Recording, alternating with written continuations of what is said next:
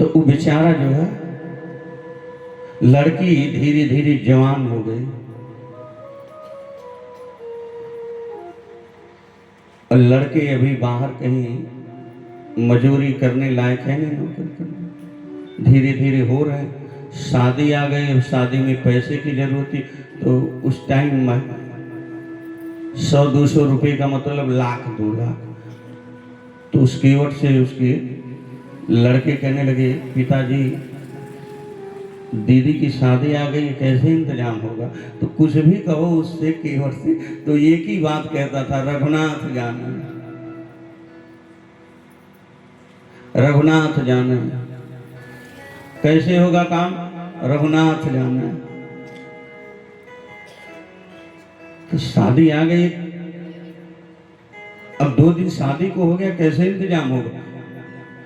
रघुनाथ जाने। बच्चे कहने लगे, एक बात बताऊं पिताजी, गांव के सेठ जी हैं,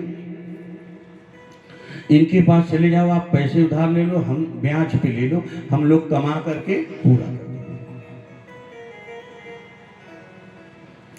बेचारा केवल रघुनाथ के भरोसे चला गया और 200 रुपया उधार ले लिया। उस टाइम का 200 का मतलब 2 लाख के बराबर। और बेचारा ले आया, पुर्ची बन गई ब्याज की। शादी हुई बड़ी धूमधाम से, धीरे धीरे 1-2 साल बीत गया, बच्चे कमाने लगे जा करके।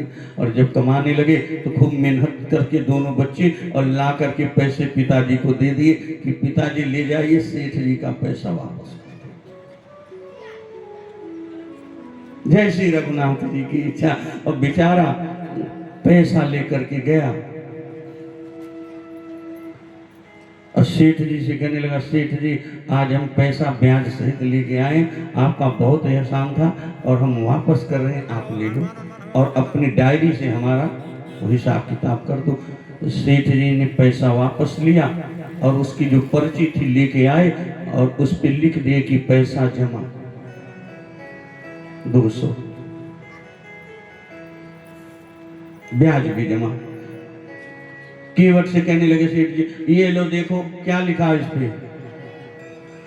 तो कीवट बेचारे का एक ही रेट, रघुनाथ जाने हम का जाने का लिखा।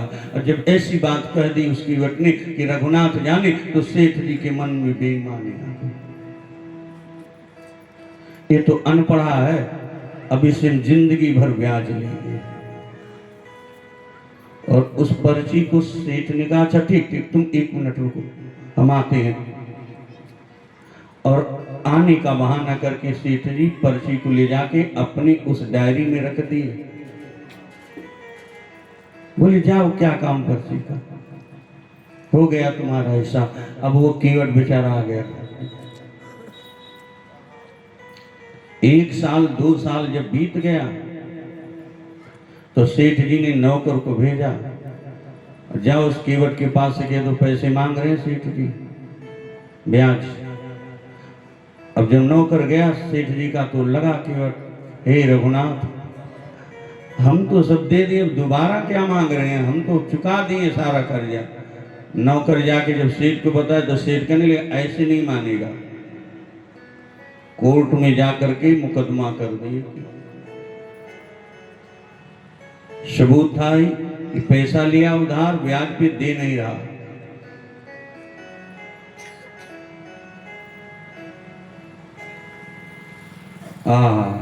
अब जब कोर्ट में कर दिया मुकदमा,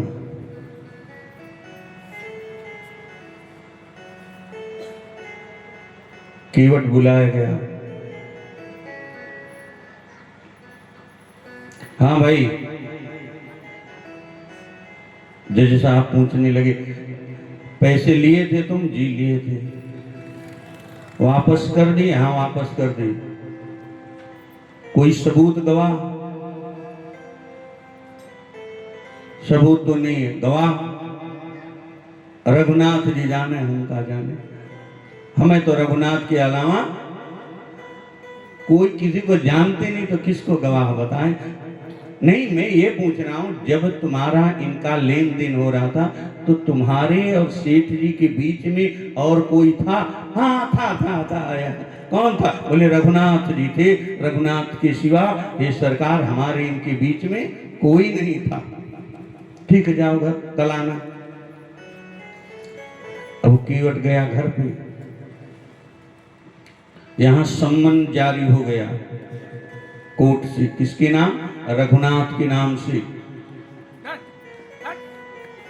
अब वहां से कोर्ट से एक कर्मचारी सम्मन लेकर के पूरा गांव घूम रहा, भाई रघुनाथ का घर कौन है, रघुनाथ का घर कौन। अब रघुनाथ के नाम से कोई हो तब तो।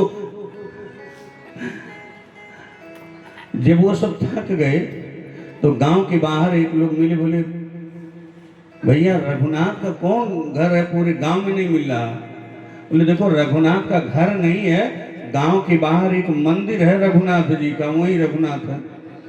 बोला चलो मंदिर हो जाए, मस्जिद हो जाए, घर वही देखे आते। अब वो सिपाही लेकर के और सम्मन पहुंचा रघुनाथ जी के मंदिर में।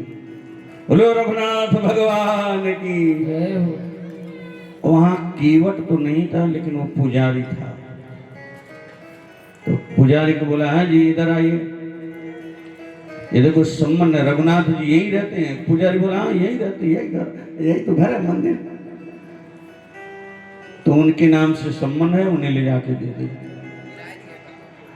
अब वो सिपाही उस पुजारी को सम्मन दे के चले गए। और जब सिपाही चला गया तो पुजारी भी लगे सोचने, वाह हरे सरकार वाह, आपके लिए गांव से मिश्री आई, अगरबत्ती आया, धूप आया, कपड़े आए, सब कुछ आया, पर सम्मन पहली बार आया आपके नाम से। पुजारी ले जाकर के सम्मन और रघुनाथ जी के चरण में डाल दिए मंदिर में। अब आप जानो, पर हे रघुनाथ जी, चाहे जो हो जाए उस केवट का ख्याल रखना। प्रेम से बोलो सीता रामचंद्र भगवान की जय। दूसरे दिन अदालत लग गई। केवट पहुंचा अदालत में और भगवान रघुनाथ के भरोसे गया, हे रघुनाथ जी आपके अलावा मेरा कोई नहीं। सेठ जी आ गए, अदालत लग गई। अब तो पुकारा गया, रघुनाथ जी हाजिर हो, रघुनाथ जी हाजिर हो, यही गवाह। और यहाँ पुजारी जी आज भगवान को खूब बढ़िया कपड़ा पहना रहे, जाओ आज आपको जाना है ना कोर्ट में गवाही देने केवट के लिए। खूब बढ़िया से कपड़ा उपड़ा पहना रहे पुजारी। और जब रघुनाथ के नाम से पुकारा गया, केवट का वही गवाह थे रघुनाथ। तो कोई रघुनाथ हो तब तो आए। सेठ के वकील कहने लगे, कोई नहीं आने वाला, डिग्री करो हमारी इतने में। नहीं, आ गए हम। एक बूढ़ा कुर्ता धोती पहना, मैली कुचैली, हाथ में डंडा लिए और अदालत में प्रवेश कर रहा है, मैं हूं रघुनाथ। चलो यहां खड़े हो जाओ। जज साहब ने खड़ा कर दिया। हाँ ये बताओ, सेठ जी से इन्होंने पैसा लिया था, तो क्या इन्होंने पैसा वापस किया? हाँ किया। तो केवट ने पैसा सारा चुका दिया? हाँ सरकार चुका दिया। तुम थे वहां पे? हाँ हम थे। तो क्या सबूत है? तुम बताओ, गवाह बन के आए हो कि केवट ने सारा कर्जा चुका दिया सेठ का। तो रघुनाथ जी से क्या छुपा? बोले सरकार सबूत सेठ जी के घर पे, यहाँ सेठ जी को रोके रहिए और एक सिपाही को भेजिए सेठ के घर पे, और इनके अलमारी में जो रखी हुई है डायरी, उसके अंदर कुर्सी है, लेकर के आए पर्ची। और सेठ जी वहां रखे थे छुपा करके। अब एक गया सिपाही लेके आया तो पर्ची लिखी थी उसमें।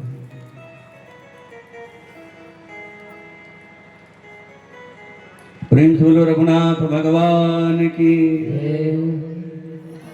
केवट बच गया, कर्जा माफ हो गया, हिसाब किताब खत्म, सबके सब अपने घर गए। सेठ जी बुलाए सिपाही को, बोले ये बताओ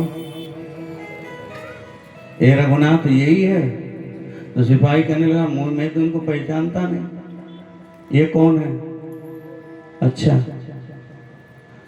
तुम पहचानते नहीं थे, ये बताओ तुम सम्मन किसको दे के आए थे?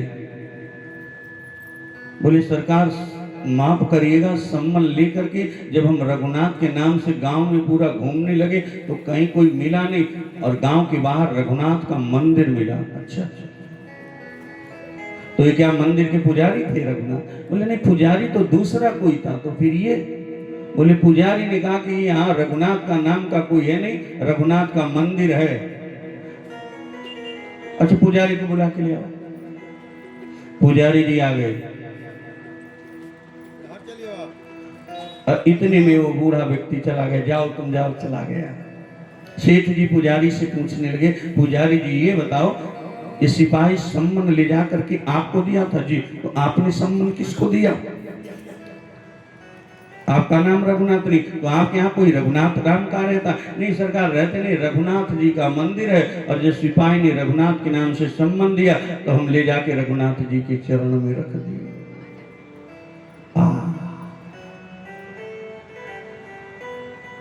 अब तो जज के नीचे से कुर्सी खिसक गई, सबको बोले जाओ, और चुपचाप चले गए अपने कमरे के अंदर, और अंदर से बंद करके दरवाजा लगे रोने, रोते रोते सुअर हो लगे, खड़े खड़े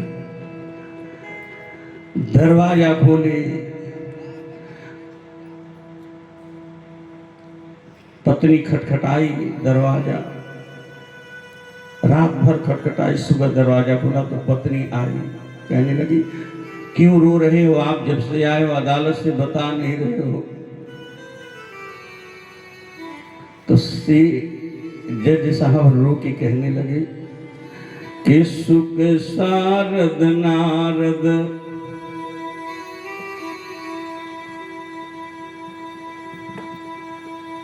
सुख सारद नारद,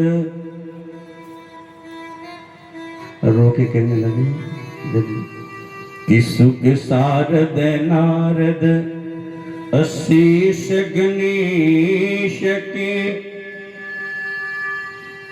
सुख सारद नारद अशीष गणेश के, ध्यान में जो आते न रहे, सुख सारद नारद। जो सरस्वती बड़ी बड़ी अमलात्मा विमलात्मा महात्मा के भी ध्यान में तो नहीं आते। जज साहब कहने लगे कि सुख सारद नारद शेष महेश के, नहीं ध्यान में जो आते रहे, वही भगवान। तो जज साहब की पत्नी कहने लगी तो रो काहे रहे? तो जज साहब कहने लगे इसीलिए तो रो रहे कि सुख सारद नारद अशेष महेश के, ध्यान में जो नहीं आते रहे, केवटा के खातिर गवाह बने, अदालत में समझाते रहे। अरे तब तो और बढ़िया है, भगवान आकर के गवाही दे रहे थे केवटा की तरफ से, इसी बहाना केवट के बहाना आपको भी भगवान का दर्शन मिला। सेठ जी कहने लगे इसी बात का तो रोना है। किस बात का? कहने लगे कि कुर्सी पे बना मैं जज बैठा रहा, जगदीश खड़े समझाते रहे, कुर्सी पे बना। मैं कितना बड़ा सुभागा वो केवट, उसके लिए भगवान आज खड़े होकर गवाही दे रहे हैं। और मैं कितना बड़ा अभागा कि भगवान खड़े कुर्सी पे बना मैं जज बैठा रहा, जगदीश खड़े समझाते रहे, कुर्सी पे बना बैठा रहा जगदीश खड़े समझाते रहे। सुख शारद नारद शेष गणेश के ध्यान में जो नहीं आते रहे, शुक शारद नारद शेष गणेश के ध्यान में जो नहीं आते रहे, सुख धोखे दर्श दिए भय को दुख नाही न तजियो जाते रहे, दुख नाही न जो तजी जाते रहे। कुर्सी पे बना जज बैठा रहा, कुर्सी पे बना जग बैठा रहा जगदीश खड़े समझाते रहे। कुर्सी बना जग बैठा रहा जगदीश खड़े समझाते रहे, जगदीश खड़े समझाते रहे। इसलिए कहते कि कुछ कहो कुछ कहूं और ना कहूं, तुम भी सोचा करो। कुछ कहूं और ना कहूं, तुम भी सोचा करो। सह सकूं दर्द इतना खरोचा करो। तीर की पीर क्या व्याधि को है पता, तीर के पीर का व्याधि को क्या पता। दम निकल जाए तब पंख नोचा करो।